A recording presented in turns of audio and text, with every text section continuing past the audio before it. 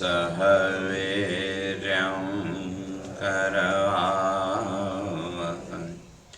तेजस्विनावधीतमस्तु मा विद्विषावहै। ओम शांति शांति शांति। शंकरं शंकराचार्यं केशवं बादरायणं सूत्रभाष्य कृतौ वन्दे भगवन्तौ पुनः पुनः। ईश्वरो गुरुरात्मेति मूर्तिभेदविभागिने व्योमवद्व्याप्तदेहाय दक्षिणामूर्तये नमः। ओम शांति शांति शांति।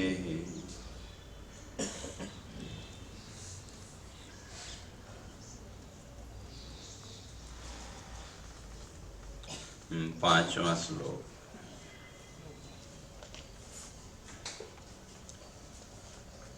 ओम श्री परमात्मने नमः।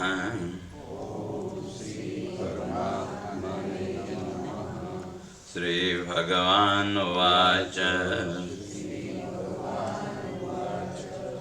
न च मत्स्थानि भूतानि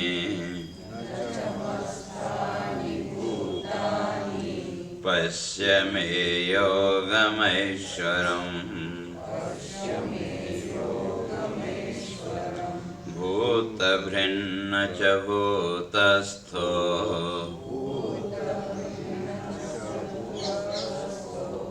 ममात्मा भूतभावनः। यथाकाशस्थितो नित्यं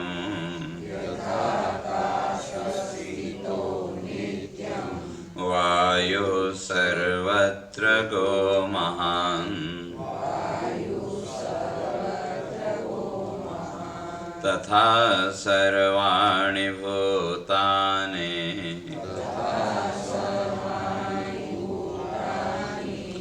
मत्स्थानीत्युपधारय।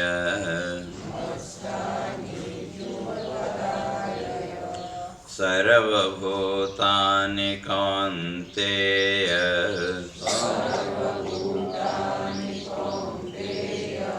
प्रकृतिं यान्ति मामिकाम् कल्पक्षये पुनस्तानि कल्पादौ विसृजाम्यहम्। प्रकृतिं स्वाम् अवष्टभ्य विसृजामि पुनः पुनः। भूतग्राममिमं कृत्स्नम् अवशं प्रकृतेः वशात् न च मां तानि कर्माणि निबध्नन्ति धनञ्जय। उदासीनवदासीनम् असक्तं तेषु कर्मसु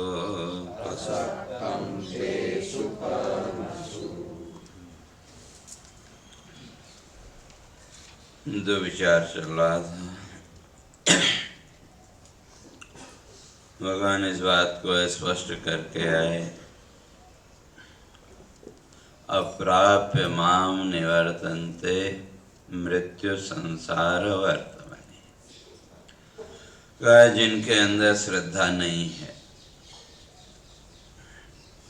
तो ऐसे जो लोग हैं वो तो अप्राप्य माम का वो मुझे प्राप्त नहीं कर सकते, और मुझे प्राप्त किए बिना संसार बंधन से मुक्ति नहीं मिल सकती।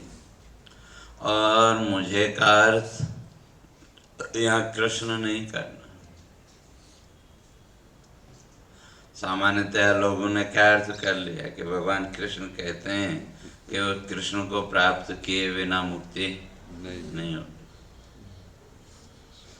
तो जो कृष्ण शब्द है वो तो एक नाम दिया हुआ है, और हमारे यहाँ हर एक नाम का अपना महत्व है। इसलिए पुराने समय में जो भी बच्चों के नाम रखते थे वो किसी न किसी देवी देवता के साथ जुड़े होते थे कि नहीं। तो उसके पीछे दो कारण। एक तो ये था कि संसार के व्यवहार में स्वाभाविक है कि आपको परमात्मा का विस्मरण हो जाए, ये स्वाभाविक है। और अगर देखें तो सुबह से लेकर के शाम तक के काम काज में कितना भगवान का याद आती है, विस्मृत हो ही जाता है। तो इसलिए वो विस्मृति होना, परमात्मा को भूल जाना संसार की प्रवृत्ति में स्वाभाविक है। और बच्चों का नाम आपने देवी देवताओं के नाम से रखा,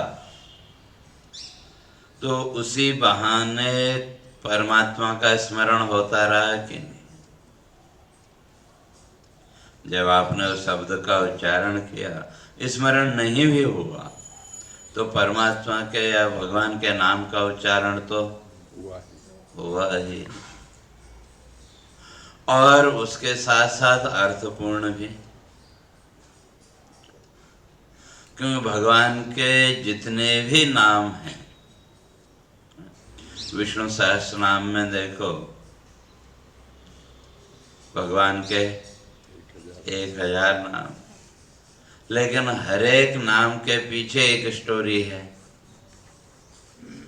तो उसको समझने के लिए तो विष्णु सहस्त्र नाम का जो शंकर भाष्य है उसको पढ़ना पड़ेगा, और वो गीता प्रेस से प्रकाशित भी है। तो कहने का तात्पर्य है कि हर एक नाम के पीछे एक गूढ़ रहस्य, गूढ़ अर्थ छिपा हुआ है, जो हमारे यहाँ के होते। अब आजकल तो इंटरनेट का फैशन हो गया, अब क्या क्या नाम रखते हैं हम लोगों को तो बोलने में भी नहीं आता है। तो इसलिए नाम अर्थपूर्ण होना चाहिए, कहने का तात्पर्य है। इसलिए यहाँ कृष्ण अर्थ नहीं करना, जो भगवान कहते हैं कि अप्राप्य माम, मुझे प्राप्त किए बिना। तो अर्थात कृष्ण को प्राप्त किए बिना ऐसा नहीं। क्योंकि जब हम कृष्ण शब्द बोलते हैं, हमारे सामने एक रूप आ गया, एक आकृति आ गई, तो उस आकृति तक अगर दृष्टि को सीमित रखेंगे तो वो तो सगुण है। और जितने भी रूप हैं, जितने भी आकार हैं, वो सब नाशवान है। तो नाशवान वस्तु को प्राप्त करना या नित्य वस्तु को प्राप्त करना, नित्य को प्राप्त करना। इसलिए वहाँ जो भगवान, जहाँ भी भगवान ने भगवत गीता में मैं शब्द का प्रयोग किया, वहाँ कृष्ण नहीं लेना, जब वो आकार नहीं पकड़ना। इसलिए भगवान ने स्पष्ट किया अहम आत्मा, अहम आत्मा, मैं आत्मा हूँ ऐसा नहीं, बल्कि आपके जीवन में जो अपने अस्तित्व के रूप में जो अनुभूति हो रही है, सेल्फ एग्जिस्टेंस, तो वो अनुभूति, उसी का नाम आत्मा है। और कृष्ण आत्मा है ऐसा नहीं, बल्कि सत्ता रूप से, अस्तित्व रूप से जो हमको अनुभूति हो रही है, वो जो अस्तित्व भाव है, वही क्या है? वही आत्मा। और यहाँ भी माम अप्राप्य, मुझे प्राप्त नहीं करते, इसका कृष्ण को नहीं प्राप्त करते ऐसा नहीं, बल्कि कृष्ण के रूप में जो तत्व है, उस तत्व को जाने बिना, तो यहाँ प्राप्त करने का अर्थ भी उस तत्व का बोध। क्योंकि प्रकृति का एक नियम है, जो वस्तु आज आपको प्राप्त हुई, कल को छूटेगी भी। इसलिए यहाँ प्राप्त करने का अर्थ उसका बोध, उसका ज्ञान। और जहाँ तक अगर कृष्ण शब्द की बात करें, तो ऋषियों ने स्पष्ट किया, कृषि भूवाचक शब्दर्णश्च निर्वृत्तिवाचक तयो ऐक्यम परम ब्रह्म कृष्ण इत्यभिधीयते। तो कृष्ण कौन है या कृष्ण क्या है? तो कहते हैं इसमें दो भाग कर लो कृष्ण शब्द के, कृष और ण। तो जो कृष शब्द में कृष है, तो वो किसका प्रतीक? कृषि भूवाचक, भू सत्तायाम, एग्जिस्टेंस। तो कृष्ण शब्द में जो कृष वर्ण है, वो किसका प्रतीक? का एग्जिस्टेंस का प्रतीक। और णश्च निर्वृत्तिवाचक, जो ण है वो निर्वृत्ति, इसलिए दोनों शब्दों में अंतर है, निवृत्ति और निर्वृत्ति। निवृत्ति का अर्थ अलग हो जाना, छोड़ जाना, और निर्वृत्ति है आनंद। निर्वृत्ति का अर्थ आनंद। तो इसलिए निर्वृत्ति वृत्ति रहे। यह कल भी हम लोग चर्चा करके आए थे। सुबह आंख खुलने के बाद जब तक इस संसार की वृत्तियों से हमारा मन दूर है, तो तब तक आनंद की अनुभूति है कि नहीं? क्यों? तब तक सुख भी नहीं है और दुख भी नहीं है। और जब सुख भी नहीं, दुख भी नहीं, तो वो स्थिति आनंद की स्थिति। इसलिए निर्वृत्ति है आनंद। तो कैसी सत्ता? आनंद रूपात्मक सत्ता। इसलिए एक तरफ सत्ता, एग्जिस्टेंस, और दूसरी तरफ आनंद। तो कहते तयो ऐक्यम परम ब्रह्म। इन दोनों की जो एकता है, उसी का नाम पर ब्रह्म है। और उसी पर ब्रह्म को यहाँ कृष्ण शब्द के द्वारा कहा जाता है। इसलिए कृष्ण शब्द का अर्थ वो केवल वो चतुर्भुज रूप, वो बंसी वाला रूप मात्र नहीं, बल्कि आनंदात्मक जो सत्ता है, उसी का नाम कृष्ण।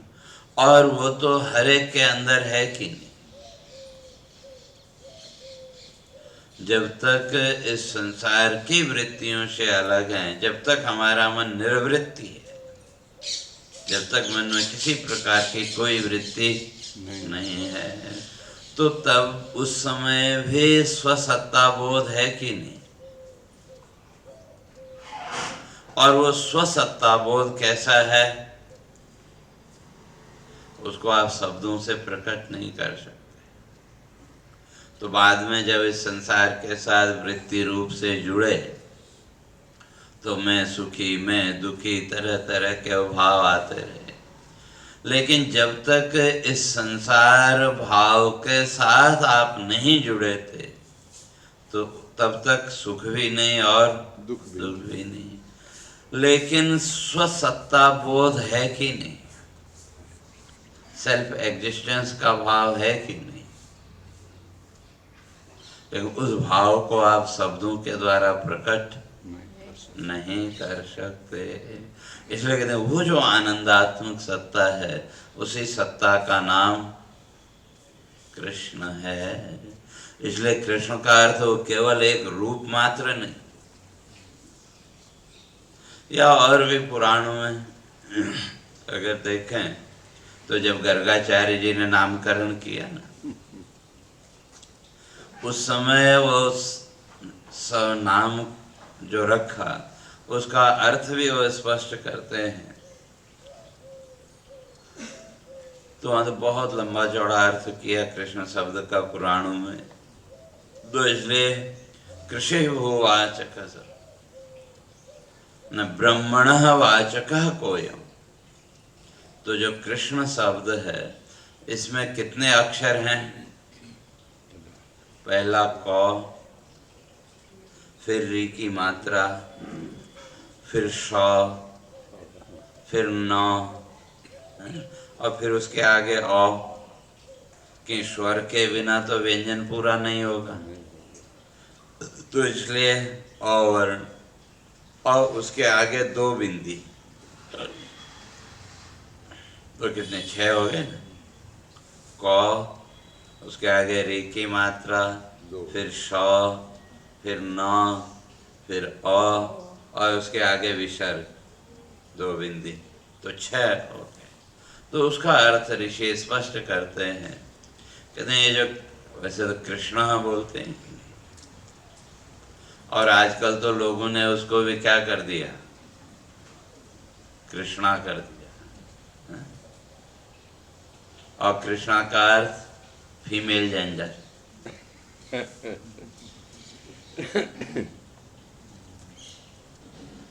तो इसलिए तो कृष्ण शब्द में जो क है, कहते हैं ब्रह्मण वाचक कोयम।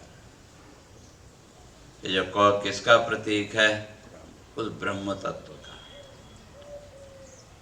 या वहां फिर अर्थ किया है कि अगर उस ब्रह्म तक दृष्टि नहीं जाती तो का ब्रह्मा का प्रतीक। क्यों? इस सृष्टि का जो प्रथम जीव ब्रह्मा जी को माना कि वहीं से जो है तो ये सृष्टि आरंभ हुई। या आदि देव अगर कहें तो त्रिदेव, ब्रह्मा, विष्णु और ये 3 ही आदि देव है। तो इसलिए जो कृष्ण है, उस कृष्ण में जो क वर्ण है, वो किसका प्रतीक? ब्रह्मण वाचक। अब वहाँ ब्रह्म भी अर्थ कर सकते हैं, ब्रह्मा भी कर सकते हैं, दोनों में कोई दोष नहीं है। और आगे री की मात्रा का ऋकारो अनंत वाचक। तो इसलिए कृष्ण शब्द में जो री की मात्रा है, और इसका जो सही उच्चारण है आज तक किसी को नहीं पता।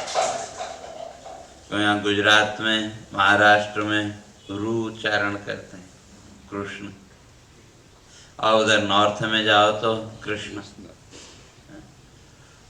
तो दो जो है, तो वो जो मात्रा है वो किसकी प्रतीक?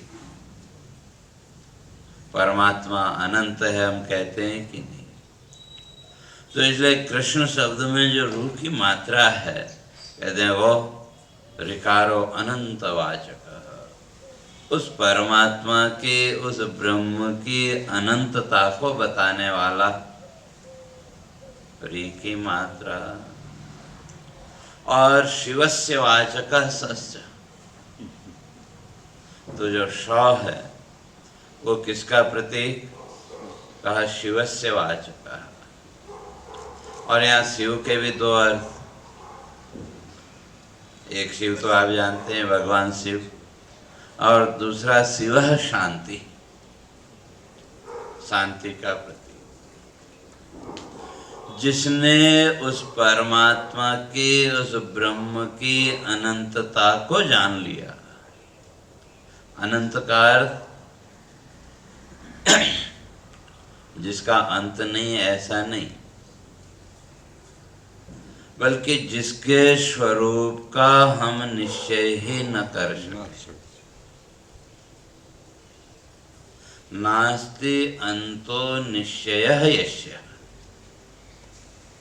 तो जिसके स्वरूप का हम अपनी अल्प बुद्धि के द्वारा निश्चय ही न कर सकें, ऐसा जो तत्व है उसके लिए कहा अनंत।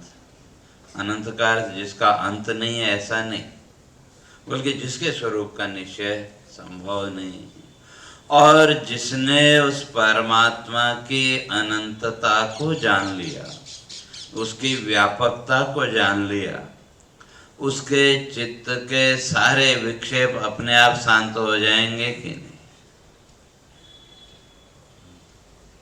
उस परमात्मा की महानता को, व्यापकता को जब समझ गए तो सारा चित्त का विक्षेप निवृत्त हो जाएगा।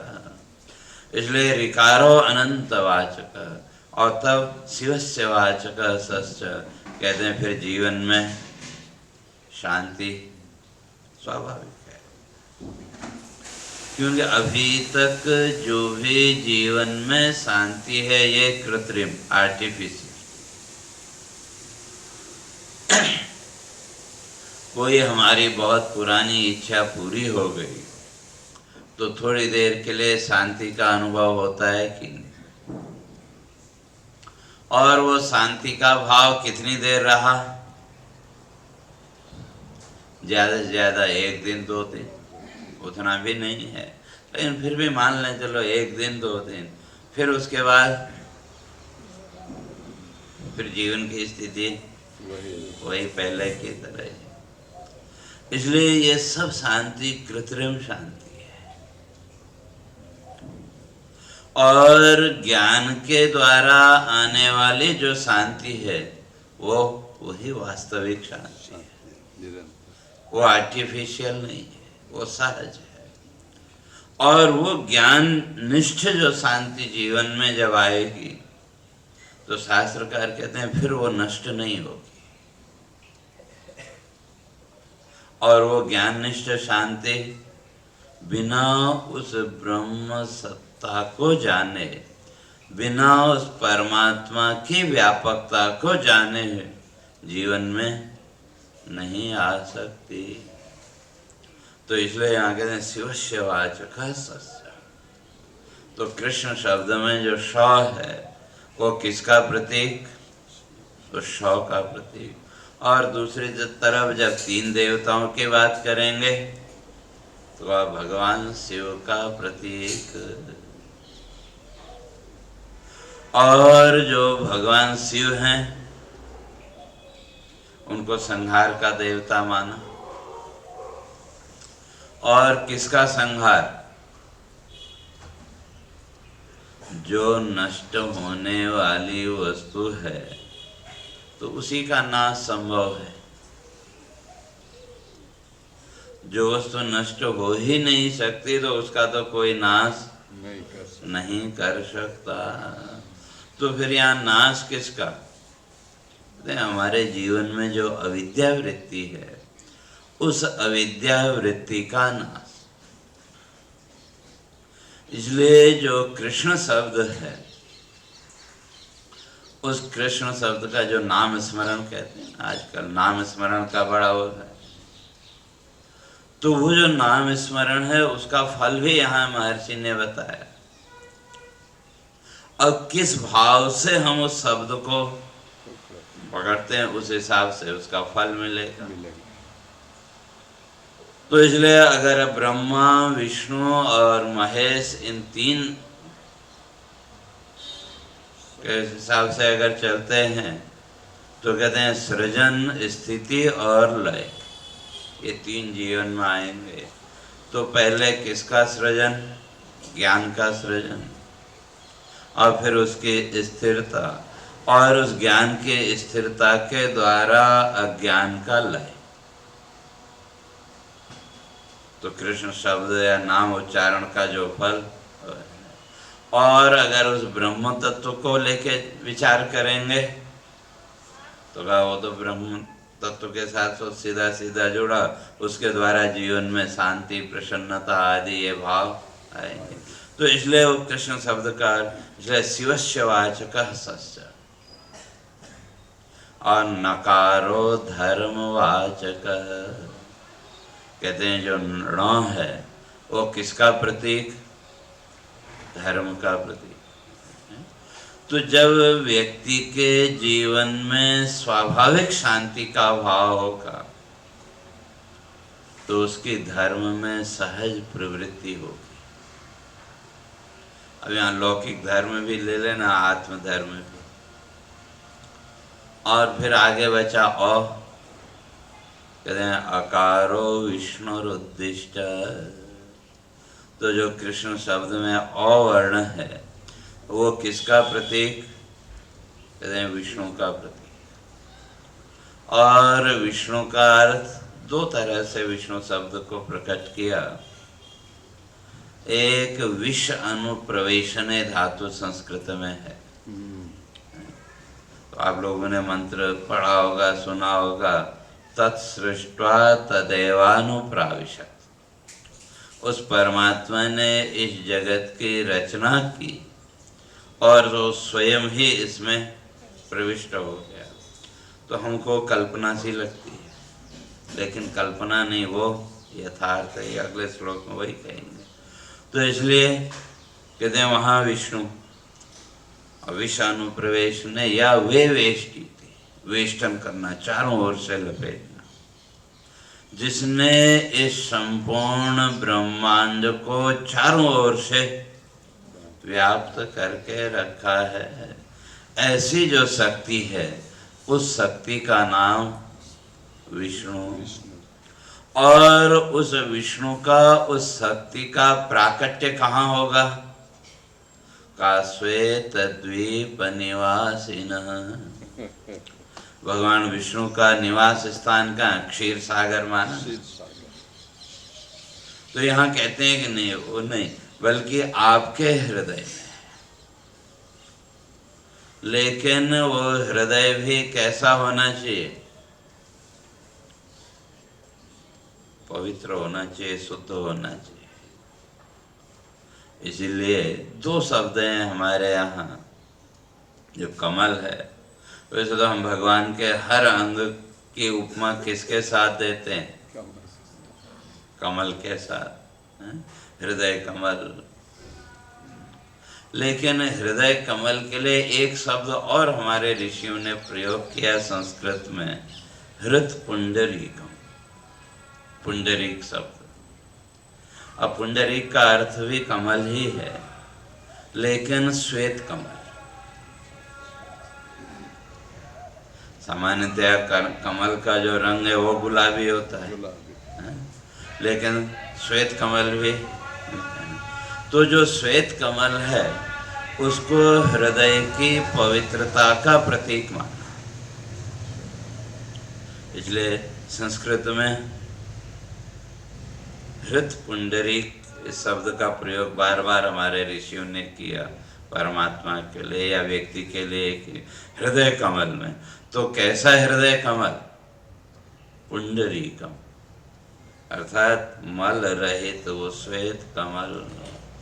तो इसलिए कहते हैं कि साधना के द्वारा जैसे जैसे हमारा चित्त शुद्ध होगा तो वैसे वैसे उस विष्णु तत्व की अभिव्यक्ति हमारे हृदय में होने लगेगी। और अंत में दो बिंदियां विसर्ग, कहते हैं नर नारायणार्थस्य वाचको विसर्ग स्मृतः। नर और नारायण, उन दोनों का जो प्रतीक है ये आगे दो बिंदियां। तो इस तरह से अगर विचार करके देखें तो इस कृष्ण शब्द के अंदर सारा ब्रह्मांड, ये संपूर्ण सृष्टि समाहित हो जाती है। इसलिए माम जहाँ भी भगवान में या माम कहते हैं तो उसका अर्थ खाली वो एक रूप नहीं लेना, बल्कि इस संपूर्ण सृष्टि का जो आधार है, वो जो तत्व, उस तत्व को जाने बिना मुक्ति संभव नहीं है। तो अब वो जो तत्व है वो है कैसा, तो कल उसकी चर्चा करके आए थे कि मया ततमिदं सर्वं जगद अव्यक्त मूर्तिना। तो क्या फिर उसका कोई रूप होना चाहिए, तो कहा नहीं, अव्यक्त मूर्ति ना, वो अव्यक्त मूर्ति। इसलिए प्रकट नहीं है, इसलिए नहीं है ऐसा नहीं कर सकते, क्योंकि वस्तु के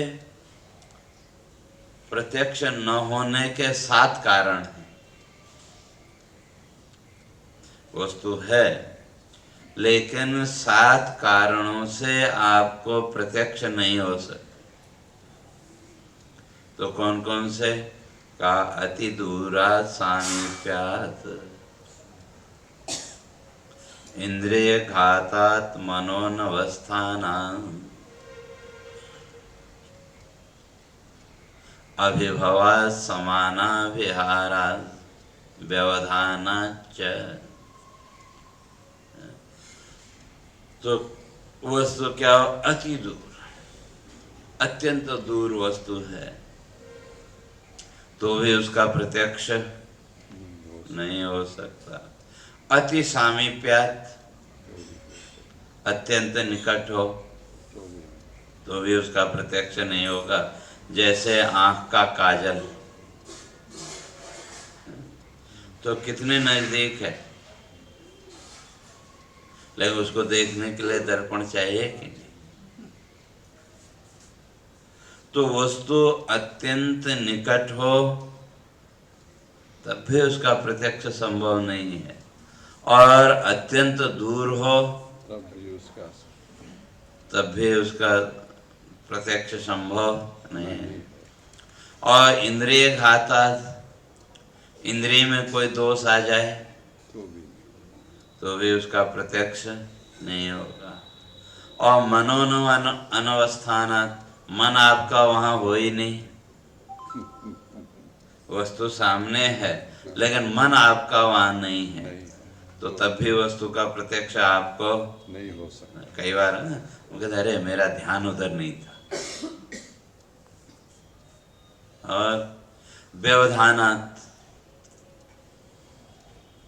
व्यवधान आ गया, कोई बीच में पर्दा आ गया, तो उस पर्दे के उस पार क्या है वो हम नहीं देख सकते। अविभवात, वस्तु को ढक दिया जाए। जैसे कई बार होता है ना, घर में कुछ काम हम कर रहे हो, अचानक कोई मेहमान या कोई आ गया तो तुरंत हम क्या करते हैं, तो तुरंत समेटा, ऊपर से कुछ कपड़ा या टोकरी से उसको ढक दिया, तो भी वस्तु का प्रत्यक्ष नहीं होगा। और समाना विहाराच, एक समान आश्रय हो जाना। जैसे दूध और पानी दोनों को जब आपने मिला दिया, ठीक है, वो मशीन आदि के द्वारा आप चेक कर सकते हैं कि कितना पानी है, कितना वो है, लेकिन सामान्यतया वो दूध है कि पानी है, आप उसको अलग नहीं कर सकते। इसलिए कहा समाना विहाराच, समान सत्ता का हो। और 2 कारण, ये 7 हो गए, 2 कारण और हैं। अति सूक्ष्मात् व्यापकत्वाच्च, वस्तु अत्यंत सूक्ष्म हो तो भी उसका प्रत्यक्ष नहीं होगा। और व्यापकत्वाच्च, व्यापक हो तो भी उसका प्रत्यक्ष पूर्ण रूप से नहीं हो सकता। तो इसलिए 9 कारणों से वस्तु का प्रत्यक्ष संभव नहीं है। इसलिए नहीं है ऐसा नहीं कह सकते। तो इसलिए यहाँ भगवान कहते हैं जगत अव्यक्त मूर्ति ना, और जो परमात्मा की जो मूर्ति है वो कैसी है? अव्यक्त मूर्ति, लेकिन अव्यक्त होते हुए भी व्यक्त है। कल चर्चा करके आए थे। तो हर एक रूप में वही सत्ता है कि नहीं? अपनी कोई मूर्ति, अपना कोई रूप नहीं है, लेकिन हर रूप में वो एक कल उदाहरण दिया कि सुबह से लेकर के शाम तक के व्यवहार में हमने अपने जितने रूप देखे, हर रूप में हम ही हैं कि नहीं? और हर रूप हमारा, लेकिन फिर हमारा कौन सा रूप है? हर रूप में हम हैं और हर रूप हमारा, लेकिन हमारा वास्तविक रूप कौन सा है? कोई भी नहीं। लेकिन हर रूप हमारा ही है, हमसे ही है। और इन सारे रूपों की जो सत्ता है, अस्तित्व है, वो भी कब तक है? जब तक हमारा अस्तित्व है। या जैसे मैंने कहा कि जब तक हमें अपने होने का ज्ञान है, तो तब तक इन रूपों का भी अस्तित्व है। और अगर हमको अपने होने का ज्ञान ही न हो तो कुछ भी नहीं है। तो उसी को अब भगवान अब आगे कह रहे हैं कि पश्य में योगम ऐश्वरम। अर्जुन को कहते हैं भाई तुम मेरे इस योग को देखो, ईश्वरी योग। और यहाँ तो जीवन में तो हमने योग को भी क्या मान लिया? कुछ न कुछ प्राप्त करने का साधन। और आजकल तो योग में भी विकृति आ गई। क्या बन गया आजकल? योगा। और वो योगा ही है, योग नहीं है। क्योंकि महर्षि पतंजलि ने योग के 8 अंग बताए और 5 बाह्य साधना, यम, नियम, आसन, प्राणायाम, प्रत्याहार, ये जो 5 हैं ये बाह्य साधना है। अर्थात आपके शरीर को स्वस्थ रखने के साधन। और जो आंतरिक साधना है, धारणा, ध्यान और समाधि, ये अंतर साधना है। तो लोगों ने इस बाह्य साधना को ही नहीं, हम तो योगा करते हैं, ये करते हैं, वो करते हैं। ये तो आपके शरीर को स्वस्थ रखने के साधन मात्र हैं, उससे ज्यादा और कुछ नहीं। इससे आपका मन शुद्ध नहीं होने वाला, बल्कि मन में और विकृति है कि मैं तो इतना योग करता हूँ, मैं तो इतना ये करता हूँ, वो करता हूँ। क्यों? जो प्राणायाम आदि जो भी है, तो वो जो प्राणायाम की प्रक्रिया है वो वास्तव में आपके शरीर में रक्त शोधन की प्रक्रिया है। इसलिए हमारे ऋषि तो यहाँ तक कहते हैं कि कोई भी व्यक्ति अगर नियमित रूप से प्राणायाम करता है तो उसको डायलिसिस की जरूरत ही नहीं पड़ेगी।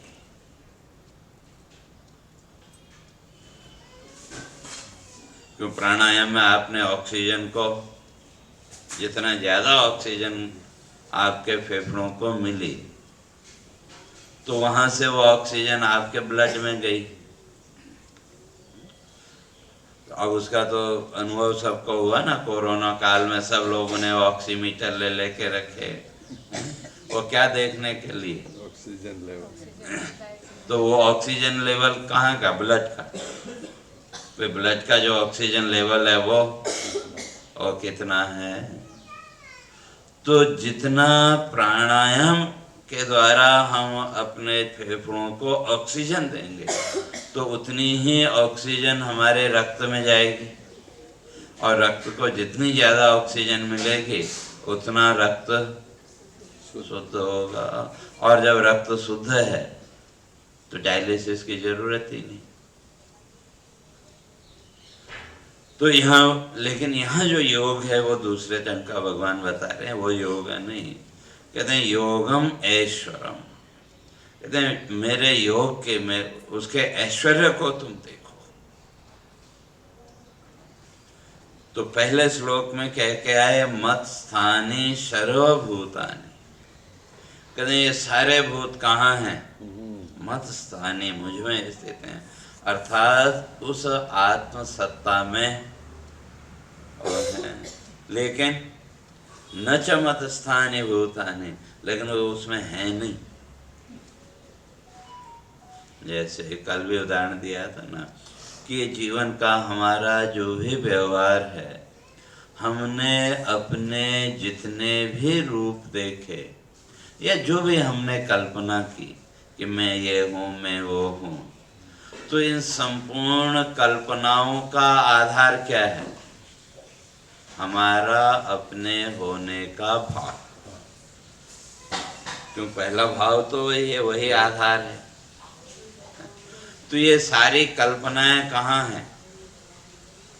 उसी आत्म सत्ता में है कि नहीं?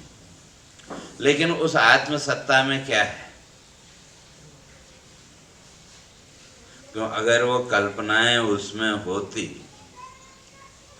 तो आप सो पाते क्या?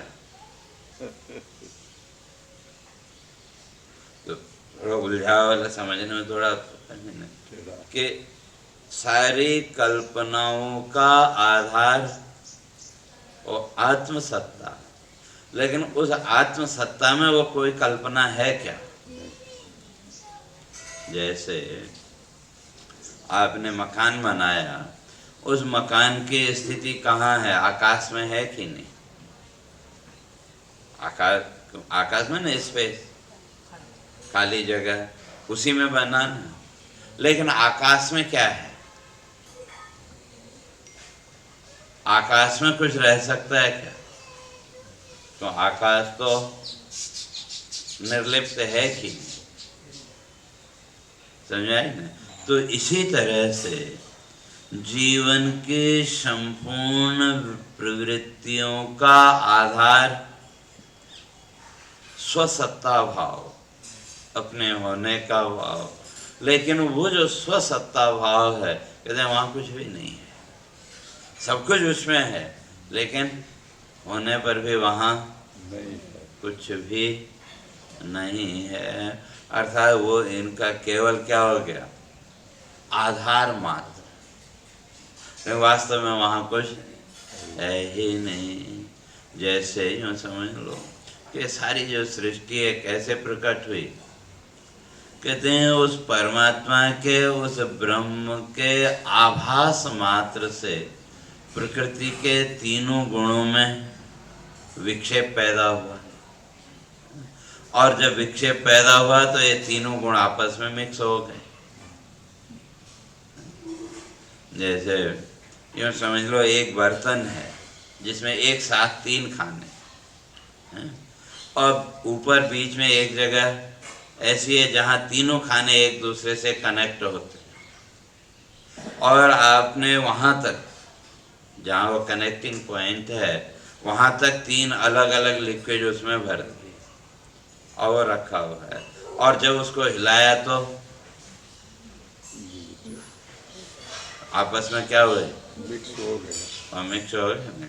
और जैसे जैसे मात्रा बदलती गई तो उसका रूप भी बदलता जाएगा कि? या सीधे सीधे समझे, कभी घर में मिक्स दाल बनाते हैं कि नहीं? तो उसमें अगर मात्राएं बदलते जाओ तो हर रोज उसका टेस्ट अलग होगा कि नहीं? अलग आएगा। तो इसी तरह से जब ये तीनों गुणों में कंपन शुरू हुआ, कहते हैं सृष्टि का ये नए नए रूप हमारे सामने प्रकट होते गए। उत्पन्न कुछ नहीं हुआ, नया कुछ नहीं बना, केवल प्रकट हुआ। भाई जैसे जैसे तीनों गुणों की जो मात्रा थी, उस मात्रा में अंतर आता गया तो एक नई वस्तु प्रकट हो। अब बनी या प्रकट हुई? प्रकट हुई, बना कुछ नहीं। ठीक है, लोक व्यवहार में भले हम कहें कि भाई ये बन गया वो बन गया, लेकिन बना कुछ नहीं, क्यों, मूल तो वही है। तो एक नया आकार या एक नया रूप हमारे सामने प्रकट हो गया। तो इसी तरह से इस सृष्टि में भी कुछ उत्पन्न कुछ नहीं हुआ, बल्कि क्या हुआ, केवल ये प्रकट हो गया। तो इसलिए यहाँ कहते हैं कि न च मत्स्थानि भूतानि, और पहले का मत्स्थानि सर्वभूतानि। तो ये सारे भूत सारे पदार्थ कहाँ हैं, मुझ में हैं, लेकिन मैं उनमें नहीं। पहले में क्या क्या है, और यहाँ कहते नहीं वो मुझ में भी नहीं है, न तो मैं उनमें न वो मेरे में। तो कहते हैं यही मेरा ऐश्वर्य है, कुछ न होते हुए भी सब कुछ है, कुछ न होते हुए भी सब कुछ। और सब कुछ है का अर्थ दिख रहा है, प्रतीति है बस। जैसे ये सुबह से लेकर के शाम तक हमने जो भी अपने रूप देखे, जो कुछ भी अपने को माना कि मैं ये हूँ मैं वो हूँ, वो सब मान्यताएं एक प्रतीति के अतिरिक्त और क्या है, कुछ भी नहीं। थोड़ी देर की प्रतीति है ना, लेकिन हमने इस प्रतीति को सच्चा मान लिया, और जो साधक है वो इस प्रतीति को झूठा मानता है, क्यों, उसके बिना साधना में आगे नहीं बढ़ सकता। तो साधना में आगे बढ़ना है, स्वयं को इस संसार भाव से अगर मुक्त करना है, तो सबसे पहले इस प्रतीति के प्रति क्या भाव, कि ये सब झूठा है मिथ्या है, वो भाव, तभी आगे बढ़ सकता है। और जो ज्ञानी है उसके लिए ये केवल प्रतीति मात्र है, वहाँ सच्चा भी नहीं और झूठा भी नहीं, केवल प्रतीति मात्र, उससे ज्यादा और कुछ नहीं। और जब वो भाव चित्त का बन गया तो कहा फिर जैसी भी प्रतीति है उसमें सुख भी नहीं है दुख भी नहीं। क्यों, सुख दुख कब तक है, जब तक प्रतीति को हमने सच्चा मान रखा है। किसी ने हमको दो अपशब्द बोले तो हमें दुख हुआ कि नहीं, या किसी ने हमारी निंदा की तो हमको दुख हुआ, किसी ने हमारी प्रशंसा की तो हम अंदर से चौड़े हो गए। क्यों, क्योंकि उसको हमने सच्चा मान लिया। लेकिन जो भी निंदा या प्रशंसा है वो झूठी। हम भी अगर किसी की निंदा या प्रशंसा करते हैं झूठी होती है कि नहीं। जब हम दूसरे की झूठी प्रशंसा करते हैं तो फिर कोई हमारी प्रशंसा करे तो वो भी तो झूठ है कि नहीं, फिर उसमें क्यों प्रसन्न होते हैं। वे दूसरे की प्रशंसा करनी हो, कुछ काम निकालना हो, तो सारी प्रशंसा झूठी है कि नहीं। कई बार तो स्थिति ये भी हो सकती है कि ऊपर से तो बड़ी प्रशंसा कर रहे हैं और अंदर ही अंदर जल रहा है लेकिन जीवन की परिस्थिति, लेकिन फिर कोई हमको पता है कि सब झूठ है, लेकिन फिर कोई हमारी प्रशंसा जब करने लगता है तो फिर हम क्यों खुश होते हैं। उसका कारण हमने उसको सच्चा मान लिया। तो वही कहते हैं कि सब कुछ क्या है, प्रतीति के अतिरिक्त और कुछ नहीं। इसलिए न च मत्स्थानि भूतानि, ये कोई भी भूत मुझ में नहीं है। जैसे जो भी हमने मान्यताएं, तो ये मान्यताएं केवल थोड़ी देर की हैं, तो वास्तव में मुझ में कौन सी मान्यता है, जो अपना होने का जो भाव है, ये सारी मान्यताओं का आधार वही भाव है कि नहीं। लेकिन अपने होने का जो भाव है इधर, उसमें कौन सी मान्यता है, वो तो इन सारी मान्यताओं से रहित है, मुक्त है। कहते हैं ये मेरा ऐश्वर्य है, आत्मा का ये ऐश्वर्य है कि कुछ न होते हुए भी सब कुछ सत्य सा लगता है। और भूत भ्रन्न च भूतस्थो, और इन सारी मान्यताओं को पोषण देने वाला भी कौन? वही स्वसत्ता भाव। लेकिन वो किसी में है ही नहीं, वो सबसे अलग। तो वही यहाँ आत्मा की निर्लिप्तता को भगवान ने बताया, और उसी निर्लिप्तता की चर्चा वो आगे भी करेंगे। तो अब तो वो फिर अगले सत्र में जब भी समय होगा, तो आप सबके जीवन में वो ज्ञान की स्थिति दृढ़ हो, आप सब उस सत्य के, जो भगवान ने कहा ना माम प्राप्त, उस परम तत्व को प्राप्त करने के अधिकारी बने। यही अपनी शुभकामना और शुभ भावना। और वैसे तो स्वामी जी बोलते थे वे धन्यवाद किसको क्या देना है, लेकिन फिर भी एक औपचारिकता के नाते वे आप लोगों के निमित्त से हमें भी कुछ थोड़ा विचार करने का अवसर मिला, तो इसके लिए आप सबको बहुत बहुत धन्यवाद। तो इसके साथ ही इस सत्र का प्रवचन का कार्यक्रम पूरा हुआ। और जैसे मैंने कल भी कहा था, अगले महीने 11 दिसंबर से जामनगर आश्रम में स्वामी जी की पुण्य स्मृति में भागवत सप्ताह का कार्यक्रम आयोजित हो रहा है। तो उसमें आप लोगों को भाग लेने का आमंत्रण, और बाकी सूचना तो अपने विठल भाई आपको देंगे। तो अब सीधे होके बैठे। हरे